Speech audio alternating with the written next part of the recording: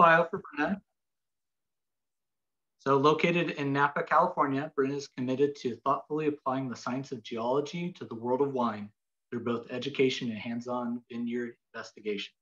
She works with wine professionals in all areas of the trade, from growers in France to importers and buyers in the US, in order to precisely define the most impactful elements of the I'm going to say it wrong, Terriors?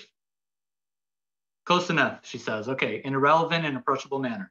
She's also the founder and host of Roadside, Terrior, a podcast program that drives you through the wines, geology, and culture of your favorite wine regions. The first season, entirely based on Santa Barbara County, is now out. Brenna received her bachelor's in aquatic biology and geology from the University of California, Santa Barbara in 2012, where she stayed on to earn her master's in geology with Bill Gans in 2015. Her research focused on geologic mapping and structural geology. She has also worked extensively in the mining industry, where she further developed her skills in geologic mapping and interpretation, soil sampling, and geophysical surveying. During her time at UC Santa Barbara, Brenna spent her free time exploring the wine country of Santa Barbara, began working on her favorite tasting rooms on the weekend. It was there, working with Seth and Megan Kunin, that she fell in love with the wine industry and the complex concept of terror. Recently, Brenna has had the great privilege of working with growers, producers, sommeliers, and importers all over the world, from her backyard in the Napa Valley to diverse regions in the Old World, including France, Italy, Austria, and Spain. So without further ado, Brenna, you have the floor. Thank you so much for being here. Hi, everyone. Thank you, Eric. Thanks very much for the introduction and for having me. I always say that I get the most nervous speaking to a group of geologists. I do a lot of wine speaking where I kind of explain the basics of geology to the wine world, and so it's a real treat to kind of explain the wine world to geologists. So I'm very excited to be here, and thank you very much, Richard, for hosting, and for being excited about this kind of probably slightly different topic than usual. So anyways, so we can get started. So it's terroir, although I am always excited about thinking of it in terms of terror, even though it's not, it's wine and it's easy and it's a pretty good time. So, so we're gonna focus on talking about the concept of terroir, which is really looking at these kind of big, broad connections between geology, how geology is related to soil, and how soil can translate geology and a sense of place to great wine. So I'm glad that everyone is, hopefully everyone who is of legal drinking age is drinking some wine along with me. I like I said, I'm always most nervous talking to geologists, and it's a really great series of life choices that made it so that I can have a glass of wine while I present these things. Also, I was looking through some of the people here, and it was great to see some familiar faces and some faces and names that I haven't seen in a long time. So it's good to see you guys, and thank you for being here. Let's see, there we go. Okay, so a little bit about me just to get started. We already did the introduction, so we don't need to go too much into it, but I did my undergraduate and master's degree at UC Santa Barbara, so I was a dedicated mucker. Hopefully there's some other muckers here as well. I was searching for my trundling t-shirt before I started this presentation to hopefully remind some people of good times, but I couldn't find it. I do have it somewhere. So anyways, I basically finished my master's with Phil Gans, specializing in structural geology and that sort of thing. And I kind of found myself with this moment as I was finishing my master's, and I wasn't sure what I wanted to do. I had considered going down the oil and gas route. I considered going down the mining route.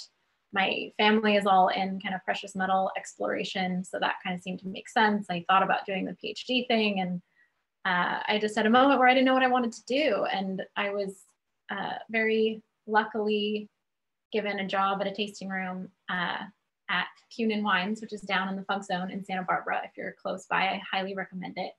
And it's also what I'm drinking tonight. So this is a Cunin, a little too bright to see. Anyways, this is a Cunin single vineyard Syrah 2016 from Alisos Vineyard in Santa Barbara County. And so I started working for Seth, and they, gave me they taught me what terroir was. They taught me how to taste wine, and they were extremely encouraging and excited of the idea of bringing more concrete geological concepts into the world of wine. And so really it was almost from day one that I started applying geology to the work I was doing in wine. Kind of went into traveling all over the place. I would do pretty much anything as long as it involved geology and wine. So I spent a lot of time in France. I spent a lot of time working with importers who wanted to have geologic education on their website, because people in the wine world, this is kind of a secret to all of you geologists, like you have a huge in the wine world if you tell them you're a geologist, because they just love talking about geology and terroir. And eventually, so I did a lot of education work, and eventually I started working with specific vineyards and kind of looking at ways that we can help them to define and explain and describe their geology in a way that makes sense for the wine. And then these days I also have a podcast called Roadside Terroir that we'll talk about a little bit more later. So I did, hopefully a few of you guys were there. I did a talk for this group in, I think it was actually 2017, which is a very long time ago now. At least that's what it said on my presentation when I pulled it up. And I know there's probably a lot of new people here, or that was a long time ago, so you might not remember. So a lot of this will be kind of review of that. So kind of talking about what is terroir, what we know, what are the factors, what's the data that we really have that shows that there is this sense of place to different types of wine, and kind of getting into all of those details. But then I also wanted to, I've been doing this for about 6 years now. And so I would like to also include some practical examples of projects that I'm working on and that I'm excited about, and rabbit holes that I'm going down. Very much so also with the idea of, I would absolutely love to hear from all of you for what you think is interesting. One of these rabbit holes was actually started because of a conversation I had with Jim Bowles, who's at UCSB after my CGS talk. So it's one of my biggest places of work now. So I'm really excited to communicate with you guys and get some ideas of what you think is exciting and interesting. And we'll also talk about some resources and recommendations for wine and ways to learn more about wine. Okay, so jumping into it. So what is terroir? So pronounced terroir,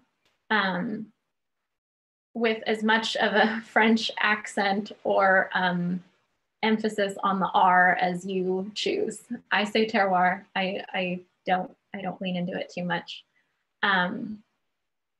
But it is, if you do a quick Google search, it'll essentially tell you the basic definition is there are two parts. One, it is the characteristic taste imparted to a wine by the environment in which it is produced. And then it is also, so it's referring to the taste itself, and then it is also the complete natural environment in which a particular wine is produced, including factors such as soil, topography, and climate. So it is really two separate things. So we're looking at the taste of a wine, the fact that if you try to control for as many factors as you can, that a wine from one location will taste different than a wine grown in another location. And it is also, so that is the taste of the wine. And then it is also the environment that produces that wine of a particular place. So it is, there's no English word for it. There's no translation really, I think, in any other language. It's very French.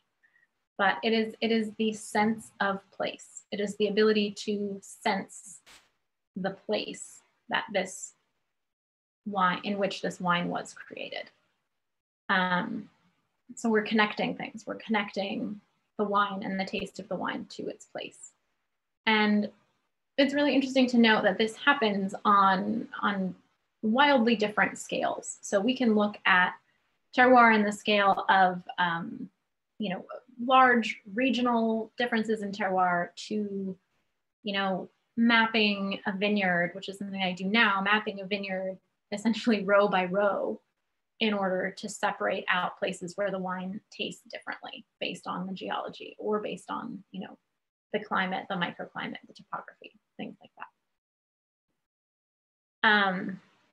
The concept comes from France. Of course, it's a French word, it's a French concept, but it also comes from common sense. And if you look at the old world and old world wine labels even, it comes from this idea that people were just doing what worked. People were planting more of things that were successful, that were doing well. So the wine tasted good on, you know, this certain grape tasted good in this area. You tasted your neighbor's wine, you planted something similar, you did something similar. You know, a similar grape variety, for example. And that just kind of proliferated essentially. So people were, you know, or this area tasted better than another, and you put where the grape was from, and then people started to pay attention to those words, things like Burgundy, things like Bordeaux. So if you look at old world wine labels, which I'm worried the lighting's not great here, but if you look at old world wine labels, you'll see this, I don't know, it says Burgundy here, essentially it says Bourgogne, which is in French. But so in old world wine labels, the location is the biggest thing on the label because that's what people knew. So people started doing this. You say, oh, this wine is from, you know, say it says Santa Barbara to put it into context. And people in different parts of the world started saying, oh, I love that wine from Santa Barbara. And therefore the classification had to be Santa Barbara. And you put the person who made it as just like a little scribble at the bottom. And as it got more and more successful, they started making appellations and rules that you had to follow so that if you were going to put Santa Barbara or Burgundy or Bordeaux on your wine label, you had to follow certain rules because people had an expectation of what that place tasted like. And basically then it just kind of, it went from there. So there are essentially grape varieties that are associated with certain places specifically. So if you're talking about Burgundy, you're talking about Pinot Noir. If you're talking about Bordeaux, you're talking about Cabernet Sauvignon. Those, in the old world, those are the same thing. People didn't even know what the grape varieties were. They only knew the region. Like until I think it was the 70s, it was here in California, Robert Mondavi started putting the names of grapes on the label for the first time because they didn't want to use Bordeaux as a word for it because they weren't in Bordeaux, just the location in France that produces Cabernet Sauvignon. So there's this kind of big sense of common sense where it's really just, you plant things in a different place and they taste different. And we want to have some sense of confidence about what we're going to taste when we taste from a different region. One of the great examples of this is that the Gamay, which is a grape, was essentially banished from the prestigious portion of Burgundy, which is a region, again, in France. And so in Burgundy, which is here, you have this wine region called the Côte d'Or, which means the golden slope. So it's this very regal, very sophisticated, very serious wines. All of the main, this is the Côte d'Or right here, all of the main vineyards are planted very specifically on very distinct limestone soils, and they are all Pinot Noir and Chardonnay. But back in the 1300s, Philip the Bold was a Duke of Burgundy and realized that there was another type of grape, which we call Gamay, is the grape variety itself. It was also planted there, but it was just going crazy. It created these really vigorous vines that had, you know, too many leaves, too much stuff going on, and it produced a wine that was weak, kind of weak and thin and uninteresting. And so he essentially banished it from the Côte d'Or. He banished it down to the south, where the southern portion of Burgundy is called Beaujolais. It's much more rural, it's much more rustic, and it's also a part of the ancient granites of the Massif Central. And it just turned out that Gamay on these weak granitic, sort of weak, sandy, loose soils in the south were perfect for Gamay. It restrained some of Gamay's vigorous tendencies and actually turned out to make a really beautiful wine that also really suited the kind of rural, rustic climate of Beaujolais as well. So there are these things that have been happening. We're talking since the 1300s. People have been making these decisions and proliferating them based on the geology without even knowing that they were talking about the geology. And that's why there is this like real inherent passionate sense to the entire wine region or to the entire wine world because of geology, because there's this kind of old classification system that cared without having the words to talk about it.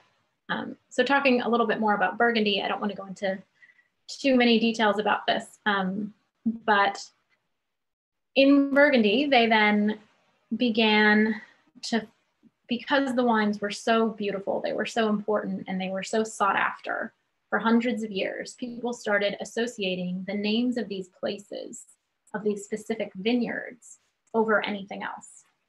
And essentially it was the Cistercian monks who apparently spent a lot of time drinking and tasting these grapes and watching how the vines were growing and watching how the wine was made. And they started noticing that there were these differences, these distinct differences from parcel to parcel, and breaking them up. And this, again, it goes back hundreds of years where they just said, essentially across the road, that stuff's great, that stuff's okay. Down at the bottom, it's pretty boring. And these go back way farther. Here in the United States, we have, you know, in what we call the New World, so that would be North America, most of South America, Australia, New Zealand, these New World places. People plant a vineyard and it's their estate, and it's this vineyard that, you know, exists because a person planted it that still lives there. Maybe it was sold once or something, but back in the old world, these vineyards exist for hundreds of years before whoever is farming them at the same time. And over time, they get broken up. So now, for example, the Clos de Bez has, you know, probably at least 20 different people who make wine from the Clos de Bez, because that distinction existed before any of those people existed. And it's considered one of the greatest crus or growths of Burgundy. And of course, because they're French and they like to talk about what's best, they also defined them as basically Grand Cru, best cru, Premier Cru, very good cru, and Village level. So that's the green here. And that kind of depends on the geology and the terroir and the position of the slope. One thing that's kind of important to note is that the Grand Cru designation of a Grand Cru vineyard doesn't necessarily mean that the wine is going to be exceptional. It means that any wine grown from that vineyard has the potential to be exceptional based on its physical setting. And we'll get into that too. We'll get into kind of how the impact of man influences wines and terroir. A quick aside to the term minerality, which I think I've often found geologists don't actually have a problem with, but every time I talk to new people in the wine world, they say, oh, you know, I don't want to use the term minerality around you because you'll get after me. It's very contentious in the wine world. So we use the term, in the wine world, we use the term minerality pretty often, basically in the most simple way. It's my dog in the corner. In the most simple way is that minerality is a term used to describe flavors or textures of wine other than kind of fruit or herb or spice. So kind of the absence of fruit, and how we talk about, if we're talking about a way that a fruit tastes like something other than a fruit, how can we describe it? And so people describe those wines as mineral. A lot of times they mean things like wet stone, sometimes you'll smell a wine and it'll smell like, when you're on a hike on a really hot day and it suddenly rains, the smell of kind of the rocks, that like wet stone smell, or forest floor, some sort of earthiness, or chalkiness, or graphite, pencil shavings, petrol, gasoline, tar, salty brine. All of those things can somehow get kind of wrapped into the term minerality. But people also use it to refer to kind of a mineral sense to the wine, like a hardness, like a rockiness to the shape of the wine. There were lots of studies that were done. It was very contentious. Like I said, for a little while, people went down this rabbit hole where they were like, oh, in Chablis, which is a region in France, the wines are grown on these, this limestone that has, it's very fossiliferous. It has these oyster fossils in it. It's called Kimmeridgian limestone from the Kimmeridgian period, but it's really distinct with these oyster fossils. That, oh, you can taste the salty minerality of the wine, and it must be directly translated from that limestone. You basically take, calcite minerals and you place them in the wine. They go straight through the vine. We know now that that's not true. We know that there's not, to what we've been able to test for, there is not a direct correlation in tastable concentrations of basically, obviously not minerals, but different elements in different wines that would exactly translate minerality. But there are lots of ways that geology influences the wine, influences the vine's behavior, influences the structure of the fruit, influences the tannin structure of the grape skins themselves. So it's not a direct correlation, but what we understand to be kind of more of a circuitous or indirect route where you're getting this sense of place translated through the wine. It is also not just grapes. So it can really be applied to anything that is, grown and consumed. And at a broad scale, that's really obvious.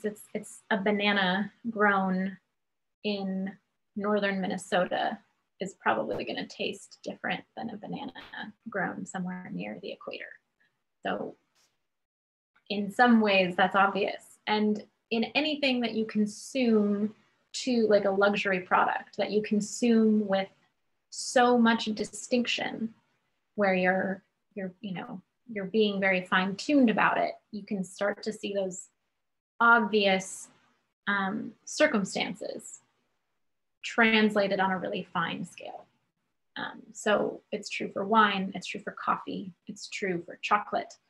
And there's a lot of exciting work being done now, especially in California, with the concept of the terroir of cannabis. Maybe for a geology talk, also hops, so beer, there's a sense of terroir. I think tomatoes, people get really into tomatoes, and there's definitely a sense of terroir of pretty much anything if you pay close enough attention. So jumping into how can we make this translation? How can a food product taste of a place? How can it reflect the environment from which it came? So some obvious examples, perhaps there is some sort of mineral chemical transfer from the soil itself to the fruit, or maybe there is some sort of, like I said, maybe there's some influence of the chemical setting of the soil that affects the vine's behavior, that affects its ability to produce fruit or the quality of the fruit that it produces. More obviously, climate. How does a vine grow differently? How does it produce different fruit in different temperatures? How does the soil and the underlying bedrock retain water? And how does that water retention change throughout the growing season? how does, in a very similar way, how does the soil or the rock component of the soil or the clay component of the soil retain or lose heat? And how does that ability to retain heat change a vine's behavior? How does it change the ability for a vine to ripen fruit? Topography, elevation, how does that change?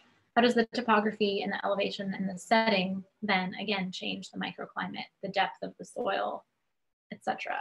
And the hill slope, the actual direction of the slope and the exposition to the sun. And how does that balance out with things such as climate? Maybe you're in a cold place, but you're south facing, so you're getting a lot of sun and you're getting a lot of extra warmth.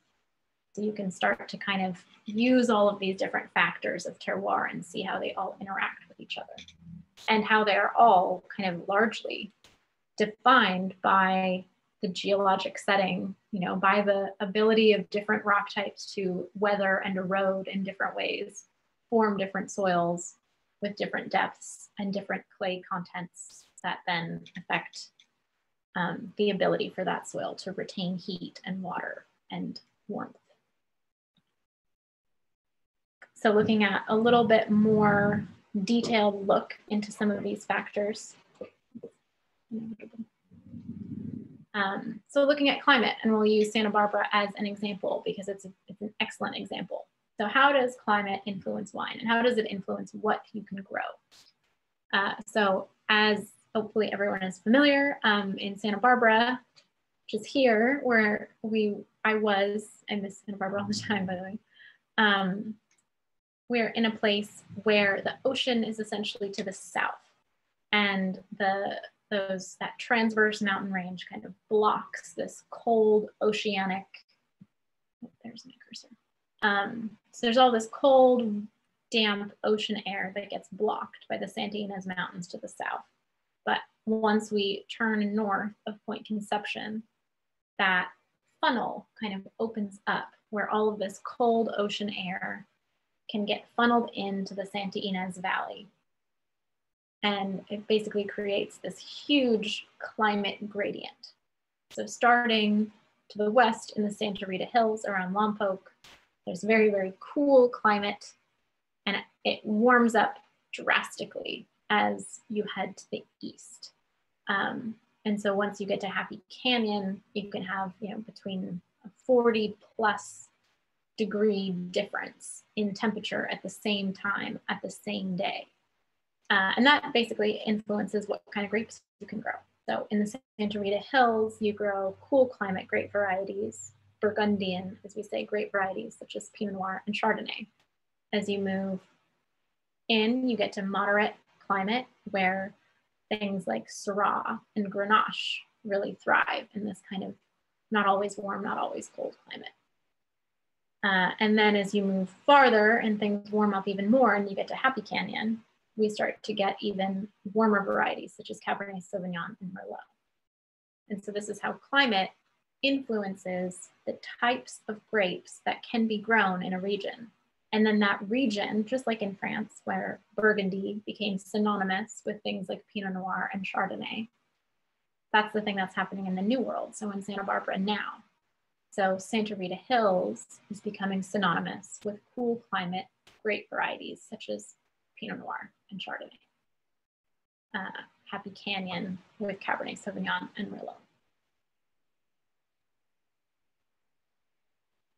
So again, hill slope aspect and exposition, I kind of already went through this a little bit.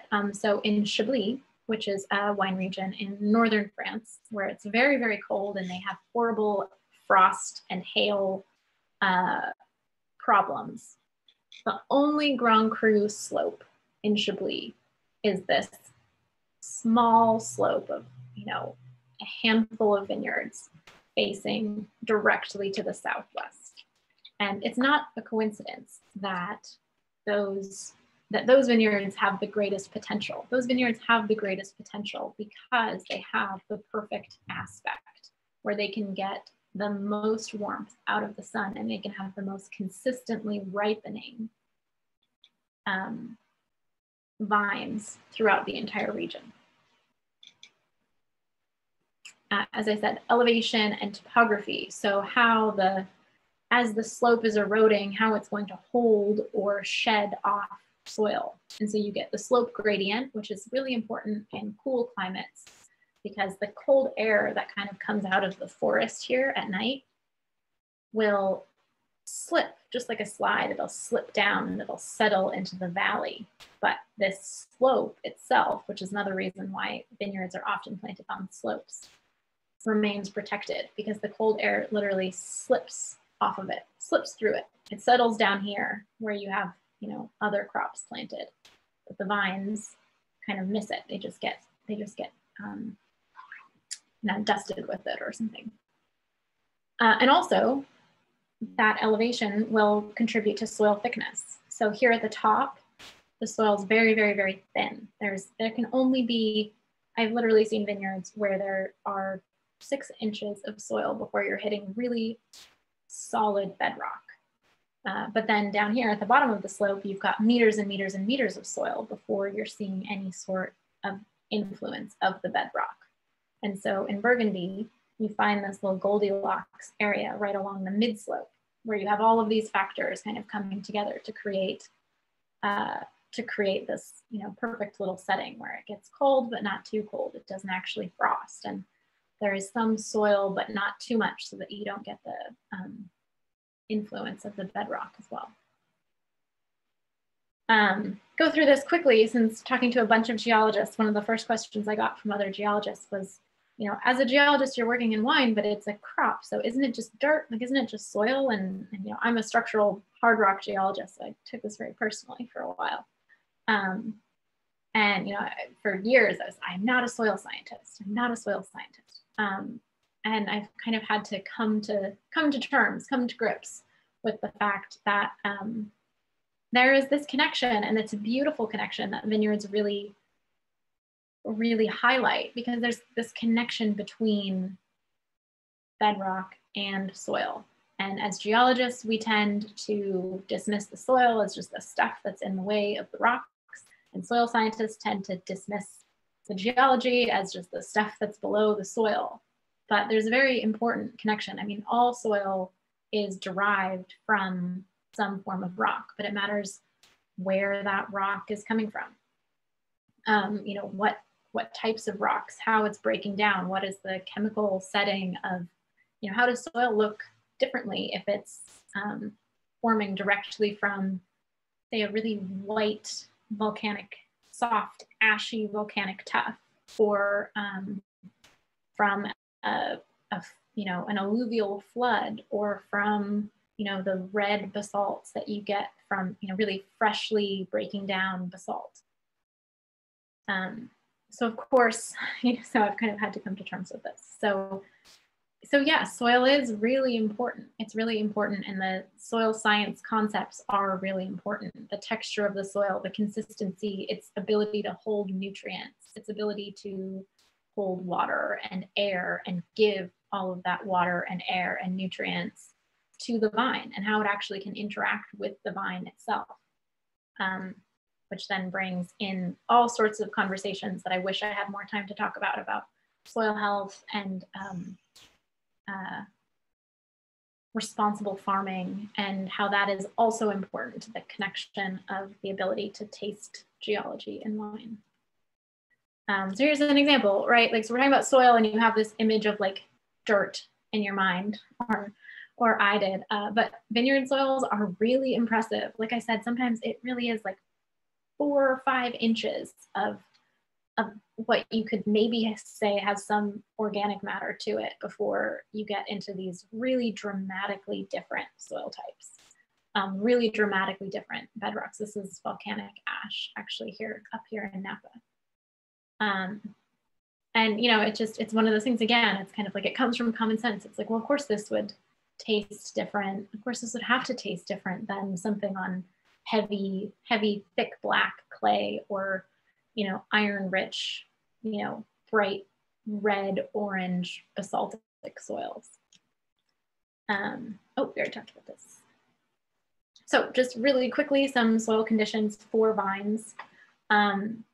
Typically, vineyards need soils that are really well draining. We say that they don't like to get their feet wet, and they prefer really moderate fertility. And I think that that's another reason why vineyards and why wine is such an important discussion for the concept of terroir, why we talk about terroir with vineyards, is because they don't like to have their feet wet. They don't like to have too much water. They don't like to have too much nutrients. They don't like to have too much stuff.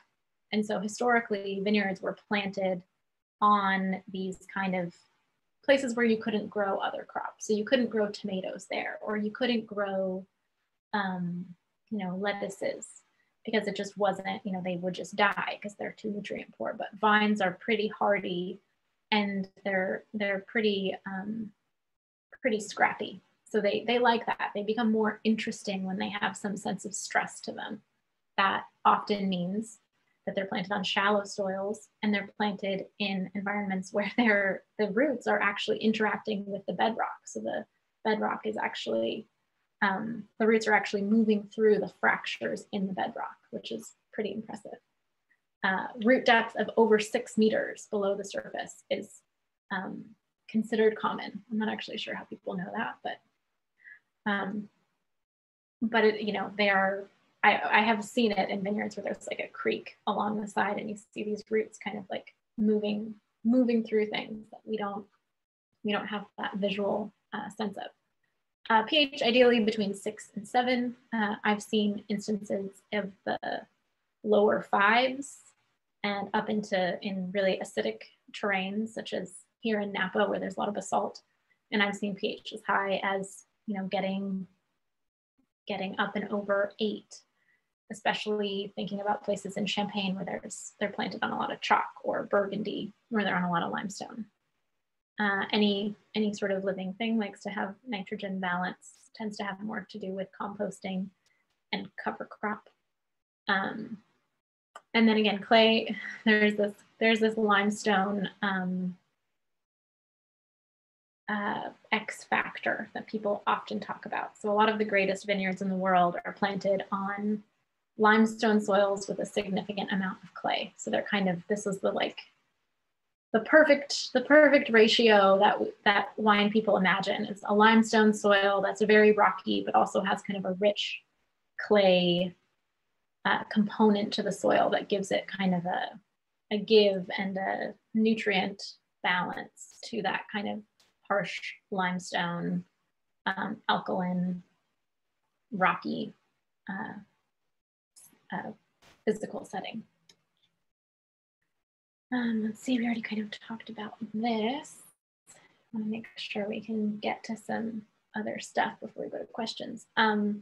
So there are also factors that can obscure terroir. And so that's really important, and it's an important thing to start thinking about as you choose your wines. And especially as a geologist, if you want to drink terroir specific wines and you want to explore this concept even more. And so you have to look at things like winemaking techniques that can kind of get in the way. People ferment in different vessels. They extract the color and the tannin from the skins in different ways. So maybe there's high extraction wines that are going to be really rich and dark versus another winemaker with a different style that would be very, very gentle and delicate with their fermentations. And those would have 2 very different personalities. Some people add different amounts of sulfur. They rack the wines in different ways at different times, meaning they move it from one location to the next, from one vessel to another. They age the wines before they're bottled or in different vessels, such as new French oak or, neutral oak or stainless steel. Some people fine and filter. A lot of this ends up coming down to a conversation of basically how manipulated is the wine versus how much of it is a pure expression. And right now the popular, terroiriste, the popular winemaking style is to be very hands off. So you don't blend from different locations, you do a single vineyard. So you're trying to express this one single vineyard. You use low intervention everything. So you try to do as much try to do as little as possible, the courage to do less and let the terroir come through versus manipulating, adding things, and kind of correcting for mistakes in the vineyard with your winemaking styles. It's a long conversation. Be happy to talk about it more. And then there's other things, regional stylistic choices. So for example, in the Loire Valley, you know, whether or not your ferments are happening above ground or below ground, if they're happening in a cave, at what temperature your fermentation is going. How old the wine is will make its ability to express terroir different. A lot of these winemaking decisions are also then based on the quality of the fruit that's coming in. So maybe you will treat your wine a little bit differently depending on if it was grown on deep alluvial soils versus shallow, rocky limestone soils. Vine age, older vines tend to produce less, but have more concentration in their flavors. Plant material, we could talk for a long time about clones and rootstock, which I won't get into now, but again, I'm happy to discuss at another time. And then farming, which I wish I could give an entire talk about how farming can be related to the physical setting that the geology is setting up for the vine, and how you would prune, for example here, how you would prune your vines differently based on the water availability, based on what the bedrock is, based on the rooting depth, how you would train the vines differently, how you would set a different crop. You know, when you harvest, if you harvest something really early, it's going to have really high acidity and low sugar and therefore low alcohol content. If you wait 3 weeks, you will have the acidity will fall out, the sugars will go up, and your alcohol will be really high. And so you could have something from, you know, 2 plots right next to each other with the exact same terroir that tastes completely differently because they were picked a month apart. Irrigation, same thing. How can you talk about a terroir's ability to hold water if you're controlling the water that's available to it? And then another huge, huge rabbit hole, things like organic, biodynamic, regenerative farming versus heavy use of pesticides, herbicides, and fungicides, which essentially will affect the microbial community of the soil, which affects the vine's ability to communicate with the soil. And a lot of this, some things are clear, some things are not, as far as the ability for terroir to be expressed in different environments. But they're all important conversations to have. So can we really taste it? Can we really taste terroir? I would say generally that this is like my biggest job is to help people have this conversation, to help sommeliers have this conversation, to help wine consumers have this conversation, to help winemakers have this conversation, and to have geologists be able to have this conversation. I hope that all of you will get really into wine tasting and really into exploring different styles of wines and different terroirs and different geologic settings that produce totally different wines. But I very much so encourage you to attempt to do it through the texture of the wine, or through kind of, through the shape of the wine that it has in your mouth. Aromatics, things like bright cherry, or you know, even herbal characteristics, or you know, lemon, citrus, all of these aromatic qualities tend to come from fermentation. And there's a lot of research that has been done that show that speed of fermentation and the yeasts used in fermentation versus the natural yeasts on the skin of the grapes. And all of these things tend to be produced, all of those aromatics tend to be produced temperature of fermentation based on variations in this process. Whereas I think you taste terroir, you taste the structure of the wine more. That's the way that you taste terroir, is through the structure and through the texture. And it is more related to the tannin structure of the grape. So that oftentimes you'll taste a red wine and you'll say, oh, it's very dry, because it actually kind of gives you that drying out feeling in your mouth. but that actually is referring to tannin, not dryness. A dry wine means that it doesn't have any residual sugar in it. But that acidity, the balance of tannin and acidity and alcohol will all kind of create sort of a textural sensation.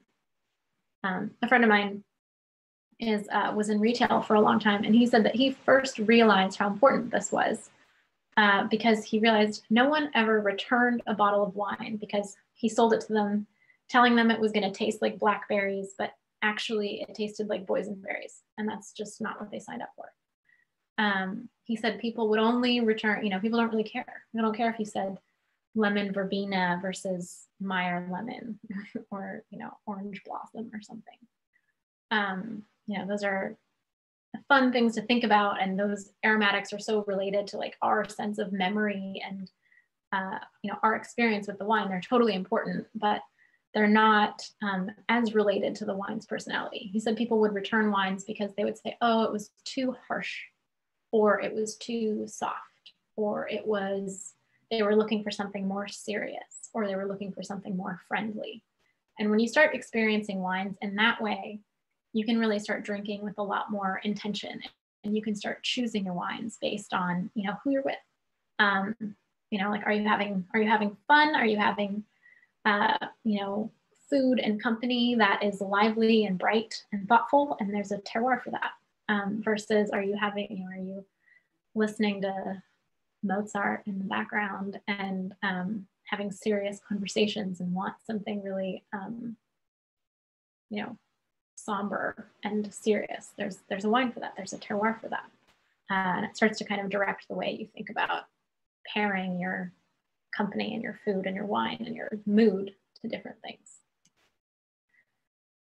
Okay, so really quickly, looking at some recent to ongoing projects that I've been working on. So we'll look at I'm on this big clay mineral rabbit hole right now that I can't wait to tell you guys about and hopefully get some comments on, as well as a specific vineyard example of how I've incorporated some of those things more practically, and then remind you of my podcast in the Santa Barbara season that's coming out.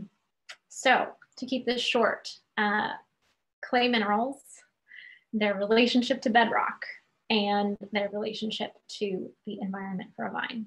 So the most important thing to remember is that when we talk about, soil is we talk about its, basically its texture, the soil's texture. So how much clay there is compared to how much sand and silt there is. But you really have to remember that not all clays are created equally. There are clays that have shrink swell properties. There are clays with wildly different surface areas from others. And so essentially you have, if you're talking about specific clay minerals, things like smectite and illite and montmorillonite, that are these phyllosilicate minerals. Did I keep this in? Yeah. So phyllosilicate minerals, kind of like biotite, that all kind of layer on top of each other, and they have all of this surface area. And that surface area is basically the locations for all of the nutrient availability for the vine. So those surfaces have a slight charge to them that holds on to nutrients, and the vine can actually exchange, or it'll pump out a little bit of hydrogen from its roots to kind of exchange it for sodium or magnesium or whatever it needs. And all of those nutrients, as well as the ability to hold on to water and the ability for the soil to have some structure to it, to have some air available for the vine, all of those things are related to the clays. And it was actually, I mentioned this really, really briefly for this last talk back in 2017. And Jim Bowles contacted me afterwards and was like, oh, I'm really interested in the stuff you said about clays. Like, let me know if you ever want to do anything. And it started this rabbit hole where like now I do these, use this methylene blue dye on all of my samples to try and essentially measure the surface area, not just, a soil report will tell me the percentage of clay. And that's how we usually talk about vineyard soils, is by talking about the percentage of clay but it's also trying to bring in this component of the types of clay minerals that are involved. So I kind of talk about like the power of the clay. So maybe there's not a lot of clay, but the stuff that's there has a huge surface area. And so it's actually really impactful versus, you know, maybe it's all granulometric clay. So it's all just clay-sized particles, but they're not true clay phyllosilicate minerals that have a much lower surface area. I kind of rushed through that, so maybe there'll be time for questions and we could come back to it. But the main points there being, can we identify and can we link a clay mineral assemblage? So certain types of clays that are related, that are forming from the weathering and breakdown of different types of bedrock. And can that then be linked to kind of the setting and the nutrient setting of a certain vineyard? So can we link, can the clay minerals be that like missing link between different geologies and different expressions of different sites? Again, cation exchange capacity. More than happy to go into way too much detail about this at another time. And so this is what I've done here. I have several clients in Napa, including Dalla Valle Vineyards, who are wonderful, wonderful people, where basically this whole vineyard has soil formed from basalt, but they also know that the vines behave very differently. They grow very differently in different areas, and the wines taste very different from different places. And so we spent really a whole year kind of working with the vineyard teams, working with understanding the vine vigor and growth, fruit set, all that sort of stuff, tasting through the wines. It's always an important part of every project. Tasting through all of the wines to really understand where the differences are and comparing that to differences we could find in the geology, differences we could find in the clay assemblage, in the clay, in the texture of the soil, and in the chemical setting of the soil. And we were able to summarize it into basically 4 different zones with a couple of subzones based on aspect and microclimate. And then finally, as you can probably see, there are some major conceptual gaps here. So we're talking about, really my main goal is to be able to have lots of people have this conversation. So I want you guys, I want geologists to be able to talk about wine at a really high level. I want wine professionals, sommeliers, Kira, that's enough.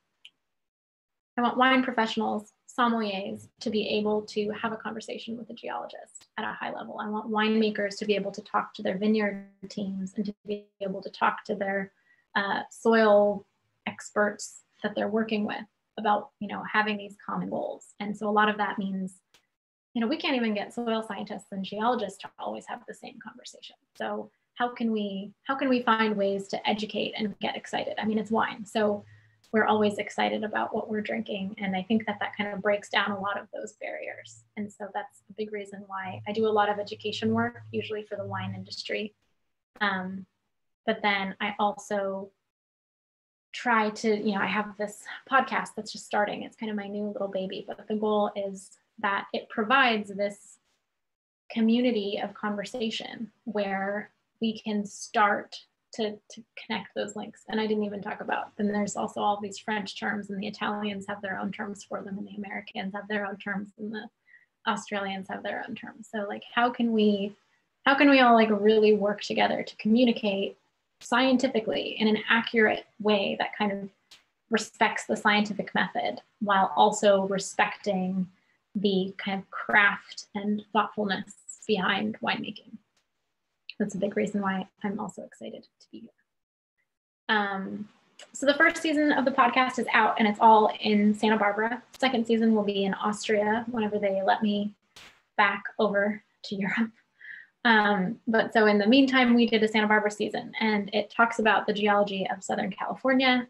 It basically, the first episode takes you from Los Angeles to Santa Barbara and sets up, you know, the Big Bend and the San Andreas Fault and the transverse ranges. And then we get into the details of different Santa Barbara regions. We're always looking for sponsorship. It's just, I have a little team that, you know, I pay for their work, and it's all kind of out of pocket as a labor of love of trying to communicate geology and wine to a broader audience. And so if anyone's interested in sponsoring or have any ideas for sponsorship or things, we have one more Santa Barbara episode that will come out soon. It's in progress right now. So it should come out within the next 4 weeks. And we would love to hear from you. We have a sponsor for our last episode was All-American Drilling. So they drill water wells. And the idea was, you know, we interview and we work with a lot of wineries throughout all of California. And that's kind of a big part of our listenership, are actual wineries and winemakers who have interest in doing those things. So let me know. And then finally, I'm already running late. Finally, just some resources and recommendations for things that I think that you would find interesting from a geologist perspective.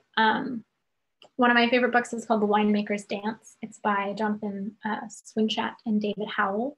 It's based up here in Napa Valley. And it's kind of set up like, so the idea for Roadside Terroir for the podcast is kind of an homage to roadside geology. And that's exactly how this book is set up as well. There are guided drives that you can do throughout the Napa Valley that kind of break down the geologic history and how it influences the wines. In a more general sense, there's Great Wine Terroirs by Fanet, and Terroir is the classic book, mostly about Burgundy terroirs by Wilson. Any scientist who's into wine should read The Science of Wine by Jamie Goode. He's amazing. He's from the UK. Really, he has a PhD in, I honestly can't remember anymore, but he's very, very practical. It really breaks down all of the different scientific concepts that go into wine. And on the complete opposite end of that spectrum, I also recommend The Dirty Guide to Wine by Alice Firing and Pascaline Lepelletier.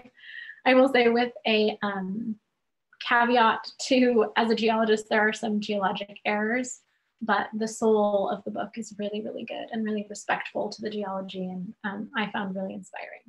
But, you know, go easy on some of the geologic details for them. And then also, I would also be happy and love to encourage you to drink intentionally, drink thoughtfully, look for the places where your wine is coming from. There are a few importers that I put here that I work with who have really incredible terroir sections on their website. I've worked with all of them, so maybe I shouldn't say that. But they're really passionate about geology, and they're really passionate about communication and education. And I think you would learn a lot just from drinking wines from those portfolios. And yeah, I think that about sums it up. I know we're running behind, but I'm happy to answer any questions and go into more detail about anything that I missed. All right, well,